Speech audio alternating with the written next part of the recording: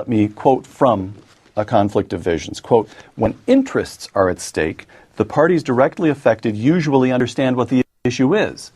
However, when there is a conflict of visions, those most powerfully affected by a particular vision may be the least aware of its underlying assumptions.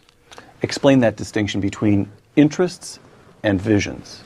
Oh, interests are articulated. The people who have particular interest know what they are and know what they're trying to do. If you're a farmer in Iowa, you want the ethanol subsidy because you'll get a higher price for your corn. Absolutely. All right. All right. With visions, it's different. These are the implicit assumptions with which you operate. You may not articulate them even to yourself, but you're assuming certain things when you talk or when you think. And seldom are those things spelled out. Now, in A Conflict of Visions, you talk about two fundamentally differing visions. Mm-hmm. And these two fundamental visions underlie an enormous amount of the Western political tradition. Yes.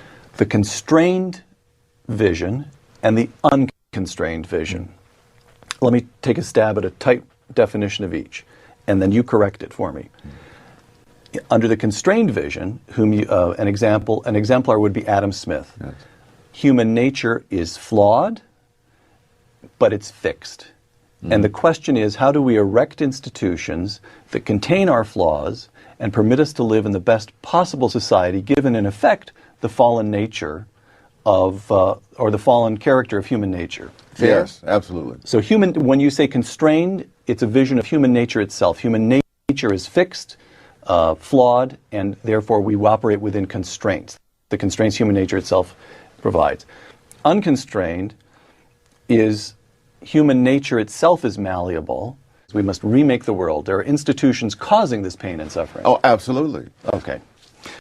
Now, let me give you another quotation. The two great revolutions in the 18th century in France and in America can be viewed as applications of these differing visions.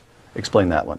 Well, in France, the idea was that if you simply put the right people in charge and created the right institutions, then all these problems would go away. In the United States, it was assumed from the outset that there were very limited things you could do, and what you needed to do above all was to minimize the damage done by the flaws of human nature. And this is why the United States, for example, has this Constitution, so much lamented by some of those who believe in the French Revolution, in which this group is offset by that group, and nobody can sort of run wild. If you believe that what you need is to have the right leaders who love the people and so on, a messiah, as it were, then your problems are solved. But if you don't believe there is any political messiah, and you believe that you have to make sure that all people are restrained in what they are able to do, then you have the separation of powers, you have elections, you have constitutions, you have all kinds of things hemming you in. The constrained vision of the law, and here I quote A Conflict of Visions. Oliver Wendell Holmes expressed it when he declared, "The life of the law has not been logic, it has been experience." Close quote. Yes. How is he giving expression to the constrained vision? There is no one who, from sheer intellectual power, can tell you what the law ought to be. That we learn from trial and error simply because we're not capable of learning everything just by figuring it all out in advance. The unconstrained vision of the law. Here you quote John Stuart Mill, quote, "To look at legal precedents was," I'm quoting you, "in Mill's view to make," and here you quote Mill, "an absurd sacrifice of present ends to antiquated means." Yes. Close quote. How is he giving voice to the unconstrained? Well, this is the notion that we need someone to come along and update the law from his own intellectual resources, rather than from the actual experience of millions of people in generation after generation. No one believes the law should remain fixed as it was at some given point in the past. The question is, who shall have the authority to change that law, and with what constraints on that person, so that that person is not just giving vent to his own feelings or imaginings or theories. Barack Obama, if a woman is out there trying to raise a family, trying to support her family, and is being treated unfairly, then the court has to stand up if nobody else will. And that's the kind of judge I want. That's Close quote. unconstrained. That somehow or other there are people with the judicial robes on who can just decide these things ad hoc, which among other things would mean we would no longer really have law. You would discover, once you got into the courtroom in front of the judge, you would then discover what the decision is, but you'd have no clue beforehand. So that would, a full embrace of the unconstrained vision, which Barack Obama seems intent on, would overturn the fundamental basis of American law, which is a nation of laws, not of men. It Absolutely. would be a nation of of men, of judges. Yes. All right. And people complain about a court decision on the basis that that they wish it had turned out differently, but that isn't the judge's job. There was a wonderful case, and I wish I could remember the title of it, in which Clarence Thomas said that he really agreed with the position taken by one of the litigants in the case, but that he wasn't there to decide that issue. He was there to decide what did the law say, and the law said otherwise, and so he voted against them.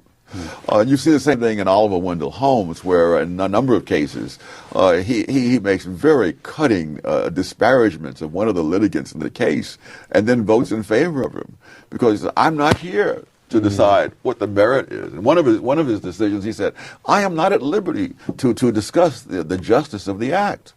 The act is what it is, and once I know what that is, that's the decision that I have to make. Well, then, if you see, well, one more question here. You write, the unconstrained vision, again I'm quoting you, has tended historically toward creating more equalized economic and social conditions in society, even if the means chosen imply great inequality in the right to decide such issues and choose such means, close quote. Inequality in the right to decide issues. Does that tell us why the left in the United States seems so much more comfortable with having courts make social policy? Oh, absolutely. That's what's going on. Absolutely. That they want equality of outcomes, and they will choose how to make the outcomes equal. But they don't want equality of choice on the part of the people themselves. Many of the liberals say that they're for the family because they're for creating all kinds of goodies to give to families, but they want to take away the family's fundamental function, which is making decisions for members of the family itself, particularly the younger members who aren't yet grown. What opportunity is there for those who believe in the constrained vision as regards the law to advance their view, to advance the constrained vision and beat back the unconstrained vision? I guess you argue for it, as you do for other things, but I think what happens is that many people vote. They don't think that far ahead. They think, I like this guy, and so on. They don't think, what kind of judges will he be putting on the court, on the federal bench, who will be there 20 and 30 years from now, who will be turning loose criminals, let's say, for 20 or 30 years. Right. The constrained vision, and again I'm quoting from your book, A Conflict of Visions. War is seen as originating in human nature and being contained by institutions. The unconstrained vision. Those with the unconstrained vision tend to explain war in terms of either misunderstandings or of hostile or paranoid emotions raised to such a pitch as to override rationality. Yes. Is it fair to say that the constrained vision is not surprised by war, but the unconstrained vision is always a little startled when a war breaks out? Oh, absolutely. That you can take this back to the Federalists, where they said, why do we think that the 13 colonies will make war on each other if they're not united? And the answer was, because that's what countries have always done.